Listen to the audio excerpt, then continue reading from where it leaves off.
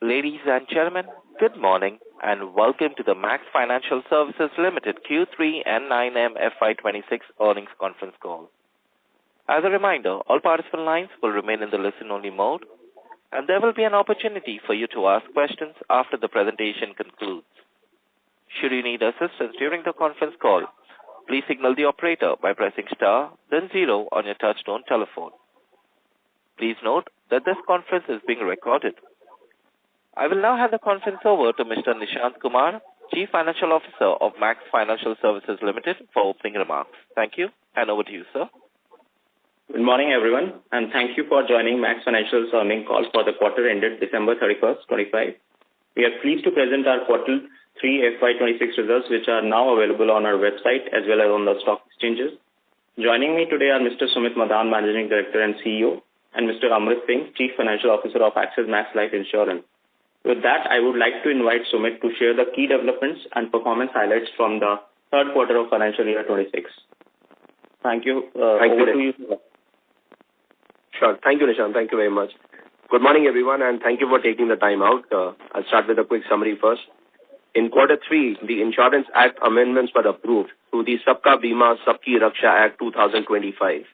These amendments, of course, aim to attract additional capital into the sector by increasing the FDI limit from 74 to 100%, while also enhancing ease of doing business and strengthening policyholder protection. As part of this reform, Section 35 was amended to permit the merger of an insurer with a non-insurer, subject to, of course, IRDAI approval. This is a positive development for Axis Max Life. Accordingly, we have received in-principle approval from our board to initiate the process for the proposed amalgamation of Axis Max Life and MFSL. As we progress on the journey, we will continue to provide regular updates on the progress we are making on this.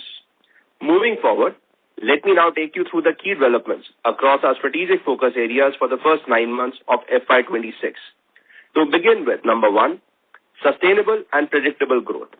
At Axis Max Life, our strategy is to deliver consistent and broad-based outcomes. Continuing our strong trajectory, individual adjusted first-year premium grew by 20% in 9-month FY26, led by 18% growth in the number of policies. Our sales growth is twice the overall industry growth of 10%, translating into a private market share expansion of 53 basis points, taking our share now to 9.8%. Over a longer horizon of 3 years, we delivered a CAGR of 21%, which is well ahead of the private sector's 15% and more than double the industry growth of 10%, underscoring the durability and resilience of our franchise. Growth momentum, in fact, accelerated further in quarter 3 FY26, with retail APE growing a strong 30%, led by our proprietary channel. Proprietary channels delivered 52% growth in the quarter, driven by secular expansion across agency, online, and cross-sell engines. Agency growth was fueled by improved activation rates among new advisors and top distributors, alongside some very steady gains in productivity. Direct sales force growth was driven by both capacity expansion and improved productivity. Overall, offline proprietary channels grew by 43%, while online business grew an impressive 75% during the quarter. Even on the partnership side, our business continued to gain traction, delivering 13% growth in APE terms in quarter 3, driven by the scaling up of the partnerships established over the last 2 years. New partnerships in the banking and broking segments now contribute around 5% of our individual APE. Backed by strong execution, a competitive product suite, and technological capabilities, we have ensured a counter share exceeding 25% across all new banker partnerships. On group credit life, business also grew by strong 45% in Q3 FY26, driven by the pickup within MFI segment, scaling of partnership built over the last couple of years, and launch of the newer group product, Group Smart Health Insurance Plan in Q2 of FY26. The NRI segment remains another strategic growth pillar, contributing approximately 12% of individual adjusted first-year premium and delivering consistent performance. To further strengthen our presence, we have received all the requisite regulatory approvals to establish an office in the GIFT City. This will act as a strategic hub to enhance access, improve service delivery, and capture growing opportunities in this segment. To broaden our reach and further diversify our distribution footprint, we added 51 new partners across retail and group segments during the first 9 months of FY26. Going ahead, we remain focused on deepening of our existing partnerships while scaling newly onboarded relationships to further accelerate the growth in this segment. Before we move ahead, happy to note that our growth trajectory continues in the month of January as well. Our sales grew by 29% at a company level, with proprietary and partnership channels growing at equal growth rate, with a very significant contribution coming from our leading bank partner, Axis Bank. Second point which we want to emphasize is around the product innovation to drive margins. At Axis Max Life, product innovation remains a key strategic lever in creating sustainable value for our customers, partners, employees, investors, and of course the broader ecosystem. Our focus continues to be on building a well-balanced product portfolio aligned with long-term protection, retirement, and savings needs. During Q3, our protection franchise delivered strong growth, supported by GST-related tailwinds and a targeted execution approach. Retail protection grew by 99% in Q3, with pure protection growing by 95% and riders by over 100%. In addition, our group credit protection business continued to scale steadily, recording 45% growth in Q3, ahead of the industry average, reflecting increasing penetration and a very strong partner engagement. Our annuity business also reported healthy momentum, growing 141% in Q3 FY26 and by 107% during 9 months FY26. This performance was driven by consistent execution across both retail and corporate annuity pools, as well as growing customer demand for guaranteed retirement income solutions. We also strengthened our product suite during the quarter through the launch of several customer-centric propositions. We introduced the Online Savings Plan Plus, which offers zero premium allocation charges, unlimited free switches, and premium redirections, along with some exclusive benefits for existing Axis Max Life customers.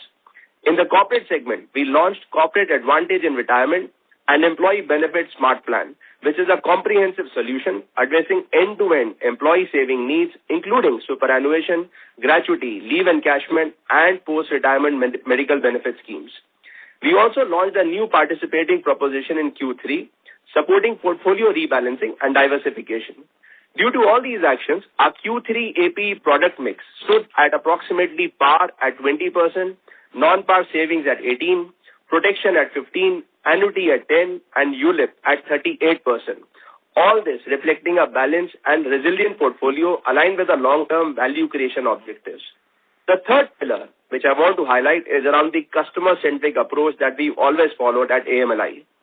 At Axis Max Life, customer centricity remains central to how we build and grow the franchise. Our approach is anchored in trust, transparency, and consistent service excellence, with a clear focus on fostering long-term customer relationship. This discipline continues to translate into some very superior customer outcomes and strong operating metrics. We continue to lead the industry on persistency. As per Q2 FY26 rankings, we remain the top-ranked insurer on the 13th month persistency by number of policies and hold the second position on both 25-month and 37-month persistency on the same measure. Our performance strengthened further this year. In Q3 FY26, 13-month persistency stood at 85%, while 25-month persistency improved to an all-time high of 76%, which reflects a nearly 420 basis point year-on-year improvement. These trends underscore the quality of our customer acquisition and the effectiveness of our engagement and servicing capabilities. Customer advocacy has also continued to improve. Our Net Promoter Score increased to 58, up from 52 at FY25 exit. Touchpoint NPS improved to 60 from 55, while relationship NPS increased from 50 to 55. All this indicating a very deep engagement and stronger customer confidence across the life cycle. In parallel, we have made meaningful progress on service responsiveness. Grievance incidence rate improved to 36 in Q3 FY26 from 42 in Q3 FY25. reflecting sustained focus on resolution quality and turnaround times. Taken together, these metrics reaffirm our commitment to building a high-quality, customer-led life insurance franchise. Customer trust and persistency remain foundational to our strategy and continue to support sustainable long-term growth for Axis Max Life. The fourth pillar we really want to focus, and we've been working very hard towards it, is on digitization for operational efficiency. At Axis Max Life, digital innovation, AI, and data engineering are deeply embedded across the value chain, enhancing customer experience, strengthening underwriting and persistency, and improving operational efficiency, along with acceleration in sales productivity. These investments are not incremental. They are, in fact, foundational to improving franchise quality and long-term competitiveness. Sharing some progress made in various areas during this quarter. In the area of customer experience and service efficiency, we have materially improved digital service efficiency and customer engagement. Enhancements to our Gen AI-powered email bot have doubled one-day ticket closures from 20% to 40%, significantly improving the turnaround times. Our customer app continues to scale strongly, with about 6 lakh downloads and 3 lakh monthly active users only within a few months of its launch. The app currently holds a 4.8-star rating, and cumulative transactions have already exceeded 50 crores. Website digital NPS reached a record 74, up 9 points, reflecting improved customer satisfaction. Our transition from maxlifeinsurance.com to axismaxlife.com was a strategic brand shift. While it temporarily, of course, impacted the SEO rankings, we have successfully restored visibility. We are now ranked number 1 in term insurance across the top 50 keywords and number 2 in savings, strengthening our digital-led customer acquisition in SEO. In the area of persistency and renewal strengthening, we deployed voice AI-led transcription analytics, enabling 100% automated audits and deeper customer insight. This has further strengthened governance around renewal collection efficiency. In the area of claims and operational excellence, the straight-through processing, STP as it's called, has reached 36% for non-early claims, surpassing industry benchmarks for claims up to 7.5 lakh rupees. This enables faster settlement and reinforces customer trust at crucial moments. For the sales enablement, we continue to scale our M-Sales app across channels. M-Sales is a one-stop solution for a sales frontline employee. We launched Ellie, a conversational HRBP co-pilot within the app, supporting over 17,000 sales employees with instant HR assistance. Ellie also leverages predictive analysis to identify attrition risk, enabling some very targeted retention interventions. Concluding on our digital strength, our investments are delivering measurable improvements across customer experience, sales productivity, persistency, underwriting quality, claims efficiency, and workforce effectiveness. These capabilities are central to building a technology-enabled, customer-centric life insurance franchise. I think overall, in summary, I just want to say that in the ever-changing geopolitical environment and uncertainty, we remain focused on some very disciplined expansion and strengthening our competitive positioning while creating long-term value creation for our stakeholders. With this, I now want to hand over to Amrit to take you all through the financial performance for the quarter. Thank you, Sumit, and good morning, everyone. Quick updates on key financial metrics. At the MFSL level, the revenue, excluding investment income, now stands at 24,625 crores, a strong growth of 18% in 9 months FY26. Consolidated profit after tax is at 137 crores. It is largely lower than last year due to fair value change impact and GST expense impact at MFSL level. At Axis Max Life, gross written premiums experienced a healthy growth of 18%, reaching 25,195 crores. And more importantly, the renewal premium is also seeing a strong momentum, growing at 17% to rupees 15,591 crores. Individual new business sum assured, which is a very critical parameter for us, grew by 41% to now reach 3.6 lakh crores. Embedded value as at 31st December 2025 stands at 28,110 crores, a growth of 16% year-on-year. Annualized operating ROEV stood at 16.9% in 9 months FY26. Even though for this quarter we don't do detailed analysis of movement, at a higher level, we have experienced almost, marginally positive operating variance during the quarter. On policyholder OPEX to GWP, the ratio stands at 15.8 during 9-month FY26, and the policyholder OPEX has grown by 25%, largely due to the GST disallowance, which actually sits in the operating expense, and also one-time gratuity provision, which we had to take because of labor code changes. The GST disallowance was around 295 crores, and the labor code change around gratuity was 60 crores. Adjusting for this, the OPEX has only grown at 14% level. Solvency position is healthy at 201% as we end 31st December 2025. Assets under management have now reached 1.93 lakh crores, a growth of 12%. For 9-month FY26, as Sumit also highlighted, retail product mix is very well balanced with participating products at 16%, annuities at 9%, non-participating savings design at 24%, protection and health at 14%, and ULIP at 37%. Each of these categories are experiencing healthy growth, with the exception of ULIPs, where some moderation was also intentional, which was driven by a series of targeted initiatives to improve overall quality and profitability.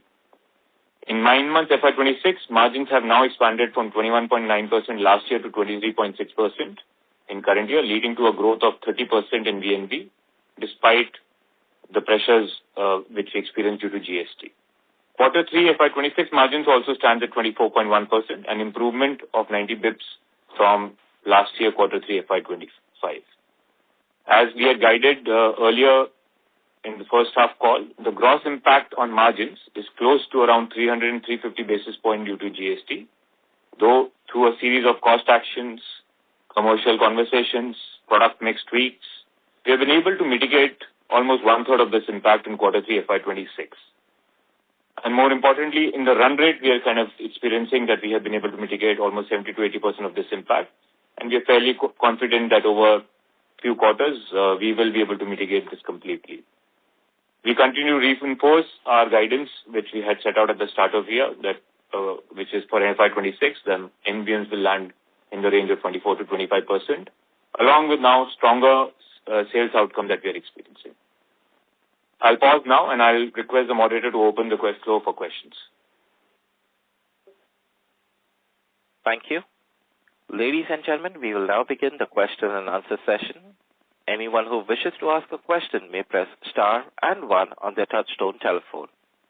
If you wish to remove yourself from the question queue, you may press star and 2. Participants are requested to use their handsets while asking a question.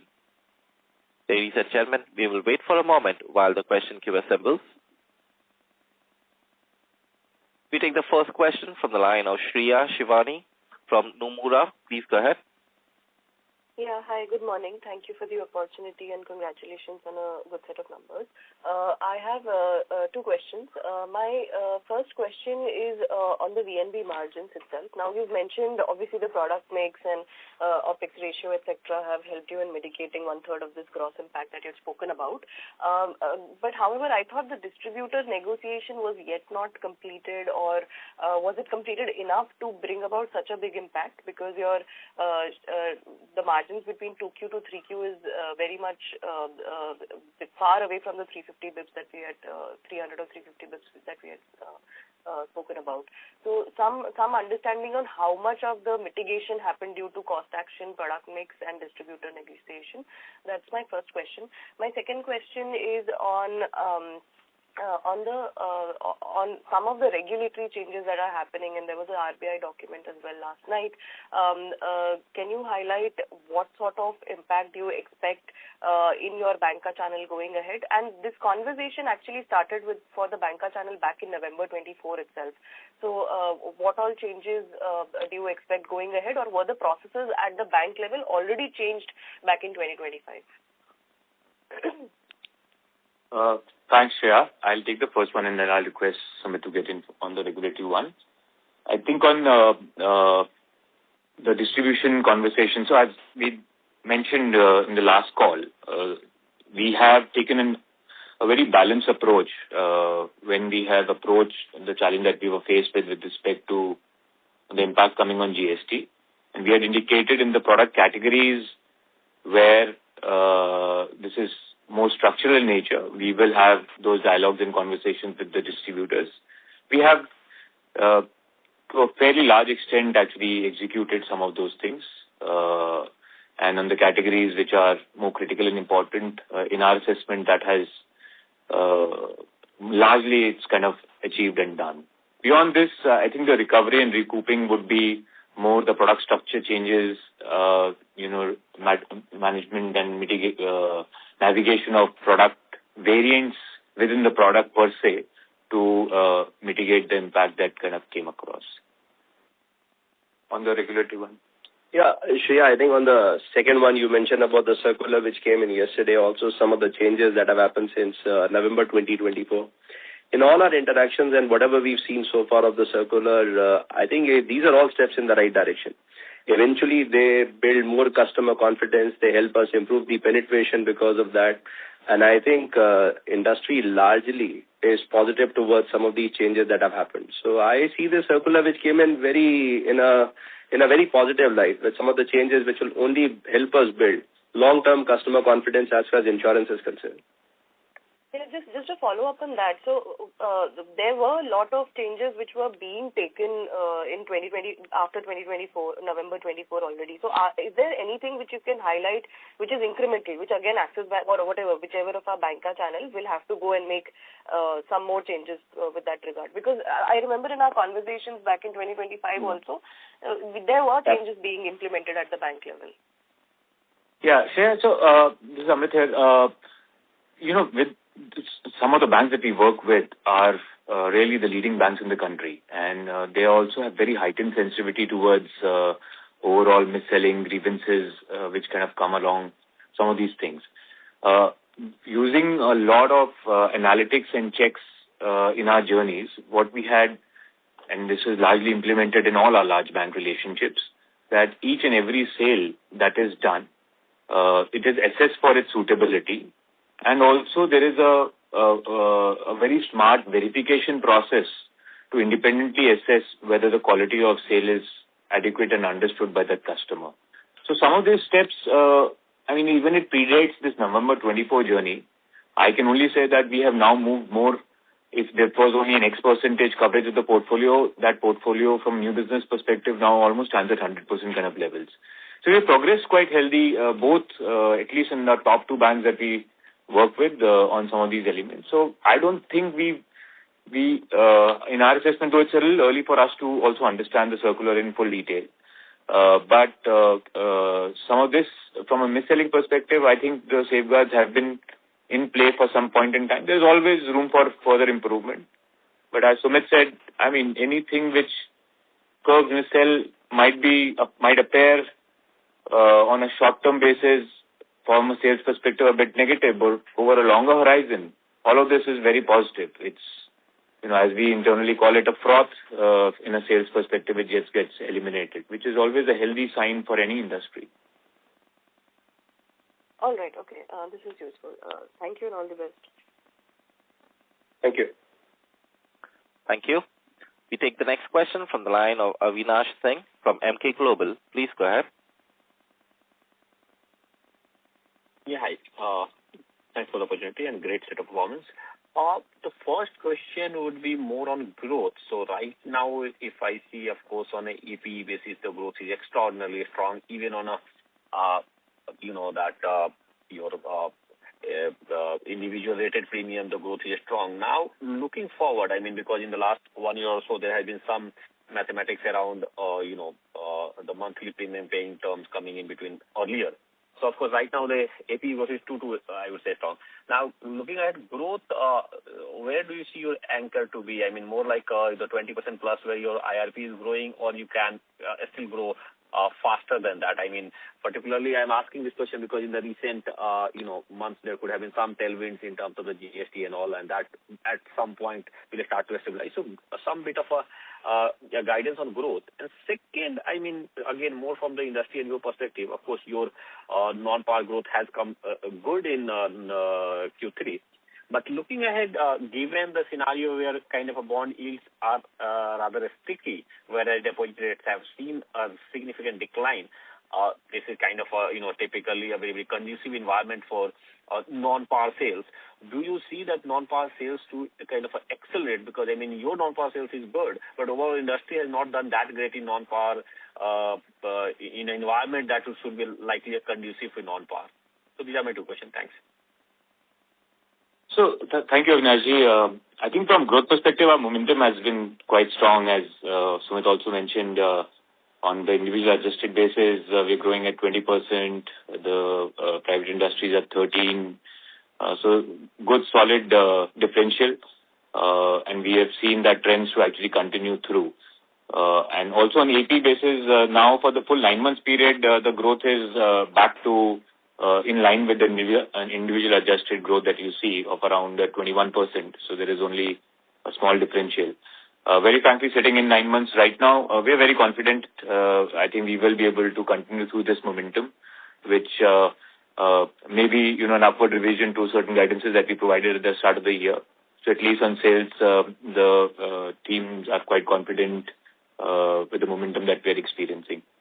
Over longer horizons, we have always maintained that from a market growth perspective, private market, from the industry's overall growth that happens, it experiences, we will always try to aspire for a 300 to 500 basis point faster growth in the market.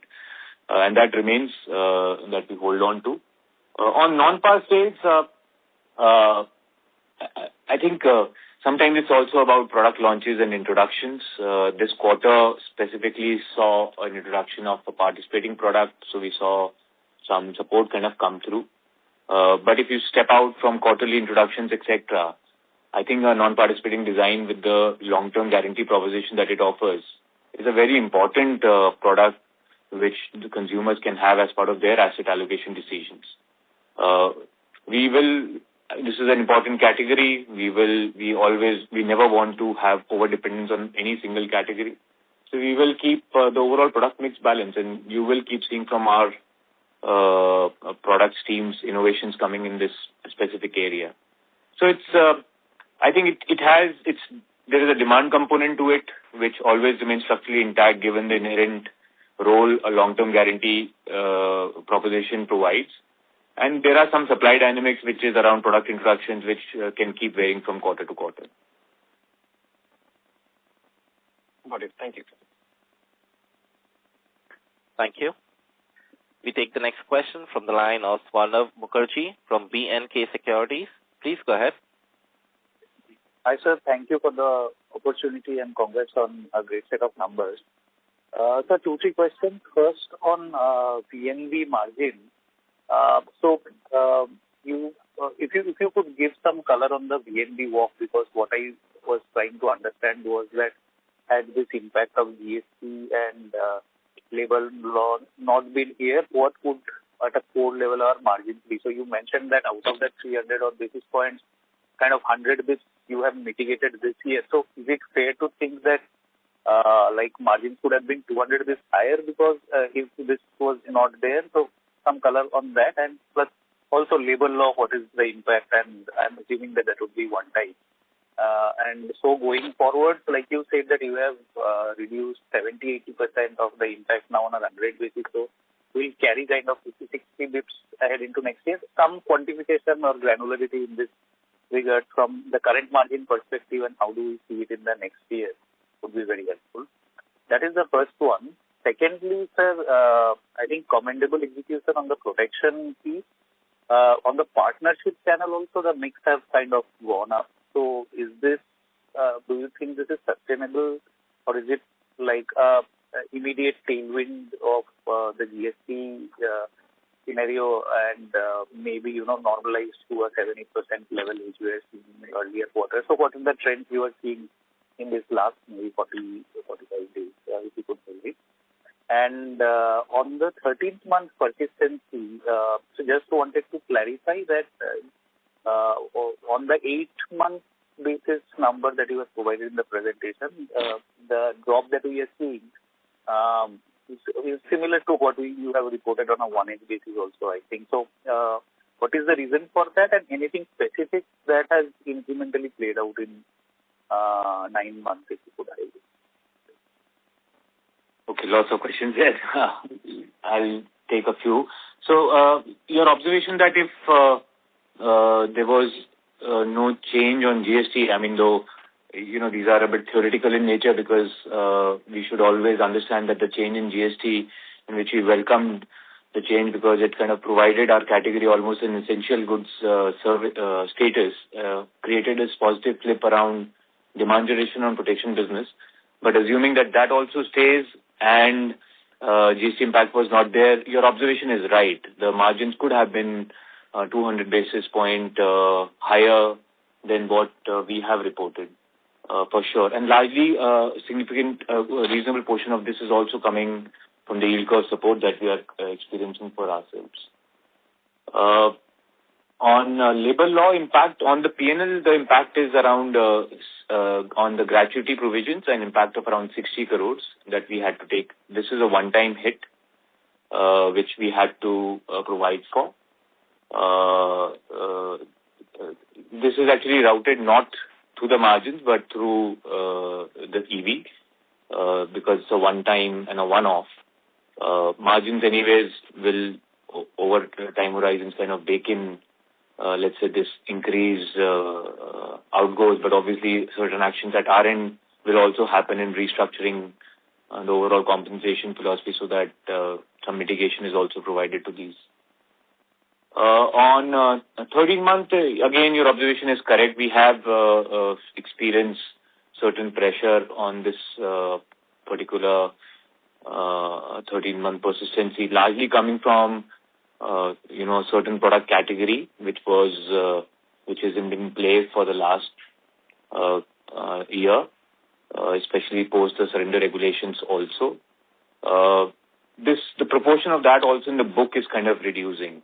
And some bit of, likely drop in persistency was also baked into our thinking when we were pricing some of these products. So this impact has come through, but all actions at our end will be taken to ensure that, we are on a improvement journey towards 13-month as we have been across other cohorts of products, because eventually this is a reflection of, whether we have sold a product which the customer has understood and is willing to kind of continue to that commitment. On partnerships, I'll request the growth momentum at partnerships. I'll request Sumit to just. Sure. I think on Swarnabha, on protection specifically, we've been observing the numbers since 22nd of September. And on a daily basis, we've seen our traction improving as far as protection is concerned. When we were looking at the numbers, other than the exception of Diwali, one day prior to Diwali and one day post Diwali, we've seen some very healthy growth as far as protection numbers are concerned. So I think there is a good momentum, and the momentum still continues. So to your question, whether it's sustainable, at least right now, the momentum still holds good. So we don't see much of a concern. We may be slightly better than the market. Currently also, we are growing pure protection by 95%. Some of our marketing efforts in Q4 actually are specifically focused around protection. And that is the impact that we've seen coming from across partners, including Axis, where we have a good story moving around as far as the protection business is also concerned. I think his question was also generic on overall sales. On overall sales, Swarnabha, we have an exceptionally good mix as far as Q3 is concerned. Like we mentioned in the beginning, growth has come across proprietary, growth has come across partnership, all the banks are firing well. Even the current momentum continues in the month of January. As we were discussing, some of the large players like an Axis Bank have seen some exceptionally good growth in the month of January as well on the life insurance side. Right, sir. Understood. I mean, just a follow-up, like in Axis, vis-a-vis, say, third quarter, what has changed? Why you were, I think what I understood was that ULIP was a drag in terms of the growth also in the partnership channel. So what has changed which is leading to this growth? And just another question I just wanted to squeeze in, is there any color you can give in terms of the timeline for the amalgamation? I think to answer the first question first, some of the work we've done over the last 3, 4, 5 quarters is now actually taking shape, as far as Axis Bank is concerned. In Axis Banks, we've been focusing not only on branch banking, but some of the other channels as well. So what you see in the numbers now is some of the emerging channels really firing exceptionally well for us other than branch banking. So I think the growth coming from some of the asset verticals on the life insurance side is again very healthy. Some of the tech initiatives that we took, Swarnab, on the Axis Bank side, again, those are making some of the productivity improvements as far as our salespeople are concerned. So the productivity numbers have also gone up. So I think it's a momentum of a lot of hard work which has been put on the ground over the last few quarters, and I think it's all coming together now as far as Axis Bank is concerned. To your next question, Amit, you want to take that? Yeah, on the amalgamation, Sumit actually spoke about that post the amendment in the Act, we have from both the boards at MFSL and Axis Max Life board taken in principle approval to start preparing for the amalgamation steps. Now, you should understand that the Act has been passed. Now, obviously, there will be a regulatory framework which needs to get created. We await guidance and clarity and directions from the regulator on that aspect. As in once that is, closed, from the date of filing of the scheme, we don't expect it to be more than 12 to 14 months kind of a time frame. Okay, understood. But we will update all of you as and when there is more progress on it, and we will keep providing periodic updates here.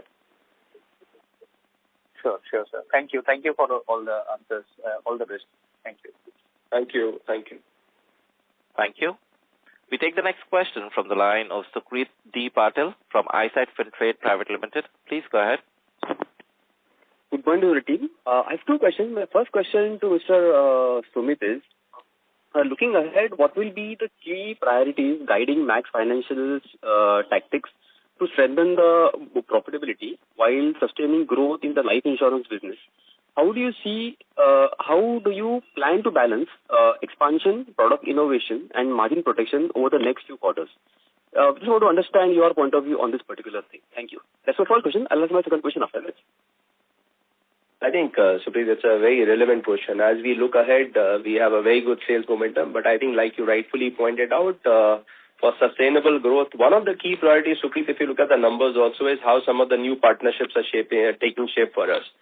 We have been working very hard on acquiring some new relationships, and we specifically called out that some of the new partnerships actually now add up to 5.5% as far as the overall number contribution is concerned. In every quarterly update, we've been also updating in terms of the progress as far as new partnerships are concerned. So if you look at the number we've disclosed in this report as well, we've had 51 new partnerships as far as those numbers are concerned.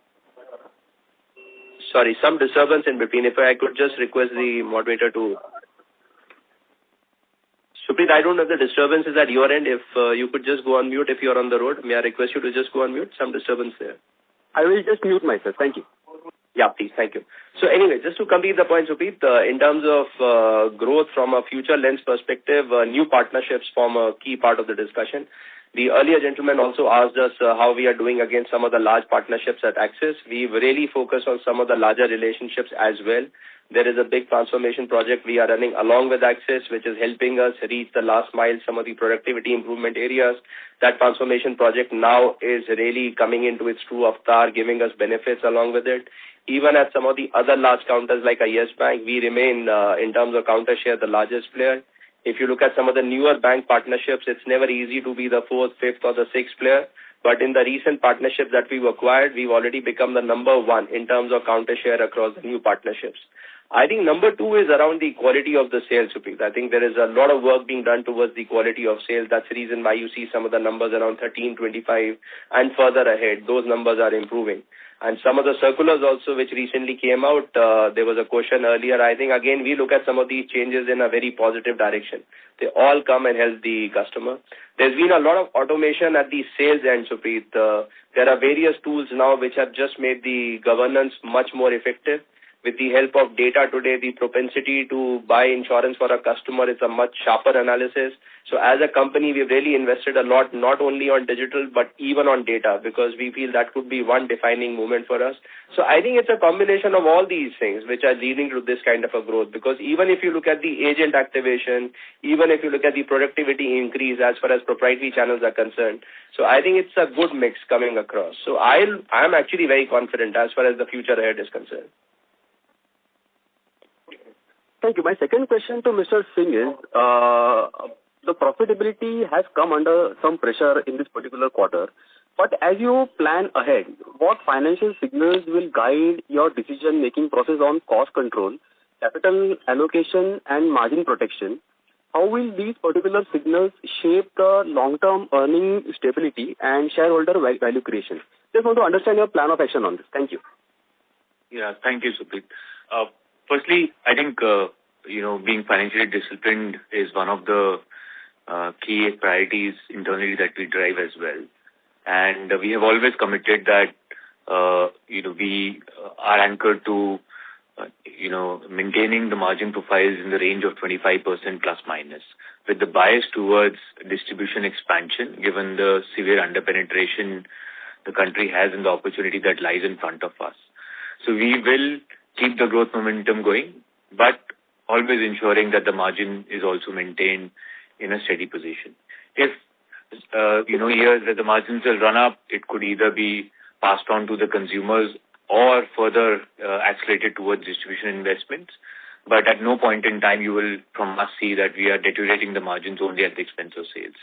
So this is one of the guiding principles that we have been at it, and we will remain committed to that in time. In cost, definitely there is a significant opportunity. I think some of these digital tools and AI interventions that, are in various stages of some in POC and some in execution is providing significant uplift, not only in the back-end part of the journeys, but even from a sales productivity enhancement programs as well. So the task is very cut out for us that leveraging some of these tools and developments, rationalize overall cost structures and work towards enhancing overall consumer value and shareholder value. Thank you, and best wishes going ahead. Thank you. Thank you.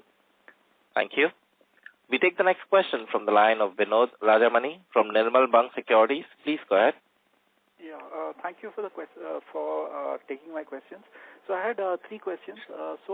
Firstly, on this Axis channel, so the Axis channel has delivered, kind of stable growth, but there has been a significant improvement in the mix. So should we assume that this is a little more permanent in nature, or is it just temporary in terms of some of the ULIPs coming off and some of the other more higher margin products doing better? So that's the first question on the Axis Bank channel. Second was on margins, again, at an overall level, because of the improvement in the product mix, the margins have, come to a very healthy 24.1%. So just wanted to know is this sustainable, or is it, how do we kind of see, say, Q4 playing out? Is it sustainable, or is it, is just that this quarter was much better in terms of the product mix? And thirdly, just on this group credit life, that's already gone up by around 45% in Q3. So if there's, for example, if this Axis Bank, this reported inorganic microfinance ambitions crystallize, are you ready for a step function jump in rural volume in terms of access to credit access, the credit access microfinance? Book and so on. So just wanted to know around that. So these are the three questions. Yeah. So thanks, Vinod. On the first one, the mix change which has happened at the bank, you would recall at the start of the last year, in January of last year itself, we had started indicating that along with bank, we are working towards navigating the product mix in a more balanced nature rather than over-dependence on a single product form. And we're very happy to see that actually that navigation we have been able to execute. That did mean for the first 9 months, the numbers to be steady. But as Sumit updated in the month of January itself, now one full cycle has kind of come through. The momentum is picking up. We remain quite confident that along with the balanced mix, which the bank and us run, the sales momentum will be maintained going forward as well. On margins, I think your question is what is causing it and what's the sustainability around some of these things. So if you really see from a last year walk to this year walk perspective, there is I can almost 1.5% due to mix and 1.5% due to margins broadly getting lifted has aided the margins. But obviously the GST impact, which is still residual in the business, kind of brought those numbers down. In this mix is fairly sustainable. Those opportunity of protection annuity continues to be long-term opportunities. We are seeing a positive flip there. There could be some moderation over longer horizons, but overall on those categories we remain fairly bullish. With respect to margins getting lifted due to yield curve, as and when the yield curve also changes, there is always a repricing opportunity available in the industry, in the market. So we do think these are some things, these are not one-offs that you will experience in this quarter and they'll disappear. Nothing like that at all. On GCL, firstly, I think we are not in any position to comment on the speculative aspect that you were asking around what our parent bank is actually having a dialogue on or not having a dialogue on. We have absolutely no idea to that. But we are definitely seeing strong disbursement trends across product categories, not just MFI, but even home loans and other personal loans that we run portfolios across our partners, not just one specific partners, across our partners. With respect to our readiness, capability of writing any product form, we have been in this business for a very long period of time, so there should be no doubt that we have that capability to write some of these product forms. Yeah, thank you. That answers all my questions. Thanks so much. Thank you. Ladies and gentlemen, in the interest of time and fairness to others, we request you to restrict to 2 questions per participant. We take the next question from the line of Prayesh Jain from Motilal Oswal Financial Services Limited. Please go ahead. Yeah, hi, good morning, and congrats on good set of numbers. Just a couple of questions. Firstly, what has been the product level margins change that you would have seen, say 9 months this year versus 9 months last year? And the reason I am asking this is, in spite of the fact that we had such a strong flip to protection, we have increased attachment rates, credit protection has seen a growth. Still, the margin profile obviously has been impacted by the GST. But product level margins, if you could allude to whether there is, the protection margins are weaker than what we had seen last year, or how should we think about those product level margins? That would be our first one. And second would be on the banding of Access Max Life versus Max Life earlier. That benefit, how it has been kind of rolling out, and the kind of growth that we've seen. So basically that should it reflect in more growth coming in from tier 2, tier 3 towns, and what's the kind of profitability or any risks in those areas? Yeah, those would be my 2 questions. Thanks. Yeah, I'll take the first one, and I'll request Sumit to kind of speak on the brand aspect. On Prayesh, we obviously don't disclose product level margins, but from a directional trend perspective, I can provide you certain inputs to get some better sense. Look, par margins are stable, so there is not like a big change happening these 9 months as compared to previous 9 months. On protection, your observation is right. There is an improvement in the margin profiles, which kind of comes through. Savings business, the non-par savings business, as compared to last year, you'll recall this full year we have run through the surrender regulations impact as well. So there also, there is not like any large improvement, some pressure only on those specific individual margins in that particular product category. Unit-linked margins, because now as part of the selling process, overall increasing sum assured in unit links has become, almost like a muscle that we have developed. The unit-linked margins have also seen some improvement. Credit-life margins are largely stable, but that's an overall lay of plan. On the brand aspects and the benefits, yeah, Krish, I think. Sumit, before that, So where is the impact maximum in margins from a GST standpoint? If you could allude to that. Where is the impact maximum from a? Look, there are some counterbalancing elements also which are happening. The support in the environment, interest environment is also supportive. So the maximum impact, if you really ask me, where mitigation is accelerated and required more, is generally in the unit-linked segment. Got that. Thanks. Yeah. I think on the awareness side, Presh, there is a clear impact. So when you meet the agents, when you meet the partners, you can touch and feel. But even if you look at some quantifiable numbers, there is a certain parameters that we observe. In terms of total awareness in Tier 2 and Tier 3, our score has actually improved from an 85 to 90. What is also more important in Tier 2 and Tier 3 is that our consideration score has also gone up from a 78 to 82. Before the merger, or let's say before the brand refresh happened with Axis, some of the weaker markets used to be South and East, and we've seen a clear shift towards positive as far these markets are also concerned. We've seen a total awareness score in these two markets moving from an 85 now to 90. Even the consideration score from a 77 has actually moved to 80.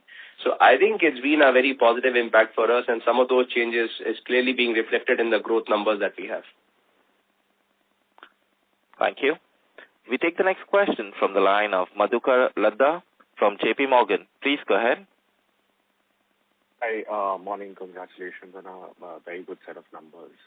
So just, going back on the, partnership channel, and there actually, Axis Bank growth, if I look at 9 months number, is just about 7.5% year over year. Now, even within that, I'm assuming that obviously there will be some bit of group credit life also where you would have seen higher growth. So what is the organic individual business growth? And that seems to be a little bit sluggish. On the other hand, if you look at the other partnerships, their growth is much better. So can you also talk a little bit about who are the key sort of partnerships over here, and what is the growth runway available in those key partnerships? I understand that we are also adding a lot of partnerships right now. So if you could speak a little bit about that. And the other thing I wanted to know was the merger process. How this is like you have to get Axis Max Life listed, and however Max Financial is listed right now, which is also the holding company.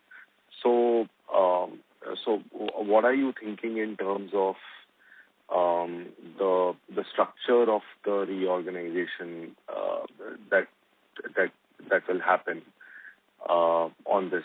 Any thought process? I understand that the guidelines are yet to come out, but yeah, those two would be my questions. Thanks. Yeah, Madhukar, thank you for all the three. We'll try our best to answer all the three questions. I think in question number one, around Axis, the growth, yes, is at around 7% or so for the 9-month period. When we go out, since you spoke about some of the other partners also, there is a clear realization that it's a privilege to have a large bank like Axis, because just in terms of volume, that's the kind of change that we can see as far as a large bank like Axis is concerned. And I think it's clearly getting reflected, Madhukar, like I said earlier, some of the actions we had taken earlier. So if you look at the month of January also, I think clearly the changes are now coming into shape. When you do a comparison with some of the other channels, the growth that we have in the month of January from Axis looks steady. Amrit also mentioned that the last quarter has also been about balancing some of the product mix at Axis. Today, for example, the ULIP mix is largely in control. We follow a very segmented approach as far as Axis is concerned, where we look at online, the bank RMs accordingly. So I think some of those changes are there, which have helped us grow profitably as far as Axis is concerned. I also mentioned earlier, Madhukar, in terms of the emerging channel, the kind of scope that a large bank like Axis has. So I think some of those stories are now only playing out, that the growth momentum, even at Axis, I am very confident is going to be much higher. Our projection around this quarter also are reasonably aggressive, Madhukar, and I don't see any challenge the way the momentum at this point of time at Axis is. Some of the other partnership, in my opening page also, Madhukar, I mentioned that we observe it very closely in terms of how the business is coming across new partners. They've already started making and adding to the numbers to the tune of 5%. Some of the new banks that we've added other than YBL also, whether it's a CSB, whether it's an SIB, whether it's a TMC. So I think some of those banks clearly are adding value, along with some marquee brokers that we have re-engaged and started the business now to flow as far as those discussions are concerned. If you look at the overall split also, Madhukar, between partnership and the proprietary side of the business, I think we are one of the few companies which has a very good spread between the two without being over-dependent on any. So I think that way it looks good moving ahead as well, because there is momentum, there is wind beneath our wings, so the story looks good. As far as the last question around merger is concerned, I'll ask Amrit to just elaborate on that. So Madhukar, I think it's a little premature for me to comment on the exact and the specific structure.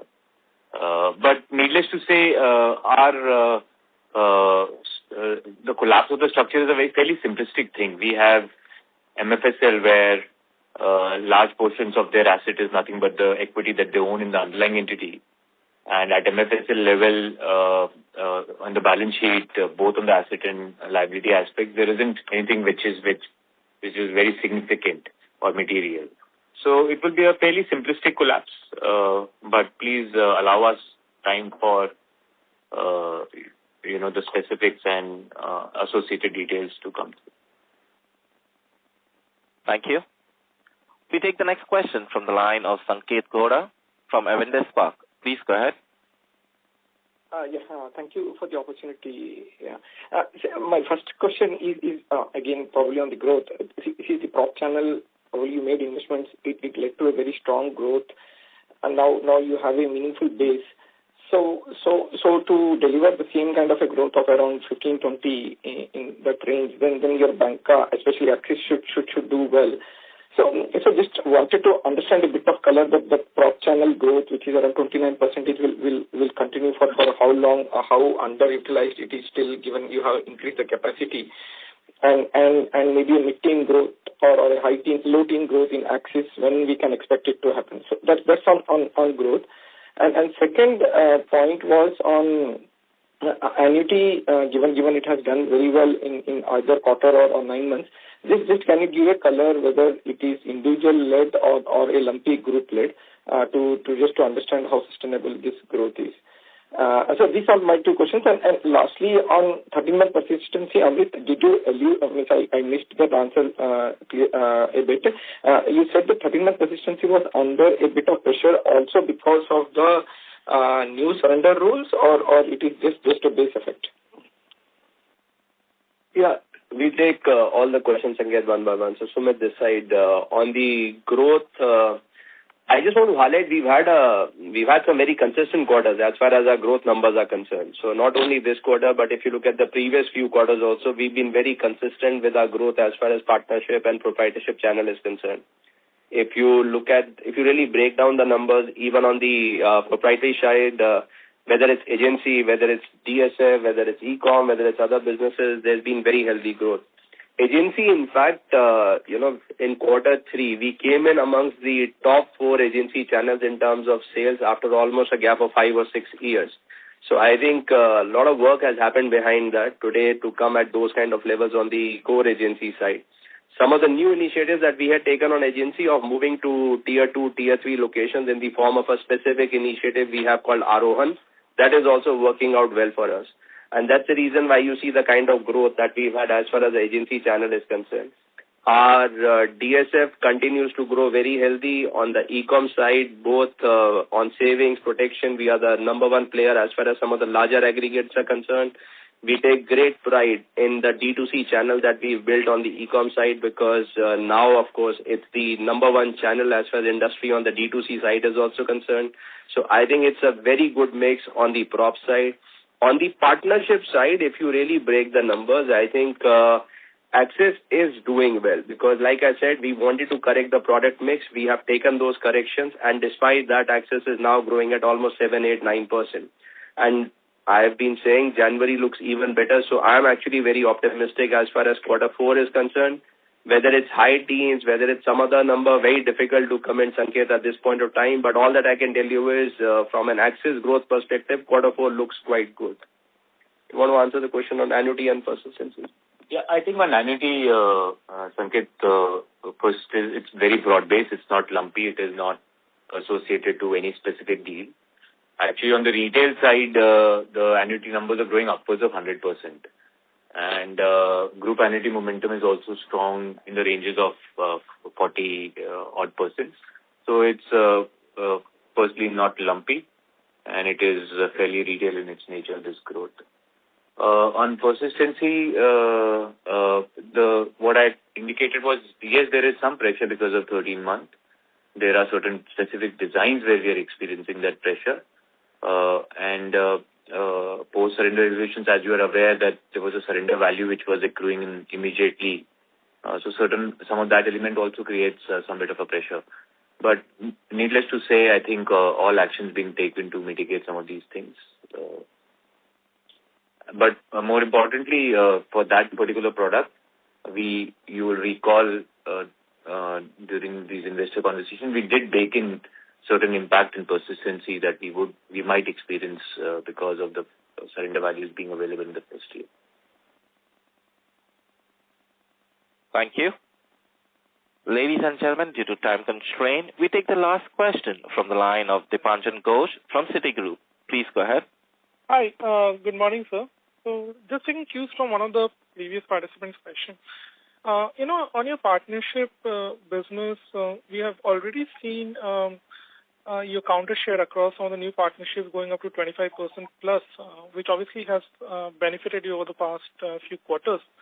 Now, in terms of scope for onboarding new large partnerships, or let's say this counter share increasing further, which could support the growth trajectory, what sort of visibility do we have on that? And also in line with that, can you break up your, or at least give us some color on your product mix between Axis or non-Axis channels, as in the non-Axis partnership channels? Yeah, I think two large banks, one to begin with, whether it's Axis or Yes Bank, we are number one as far as the counter share is concerned. And both the businesses, in terms of some of the approach that we have taken, those have given us some very sustained results over the last 4 to 5 quarters. We've been consistently maintaining these positions. So from that perspective, yes, we are in a bit of a good zone.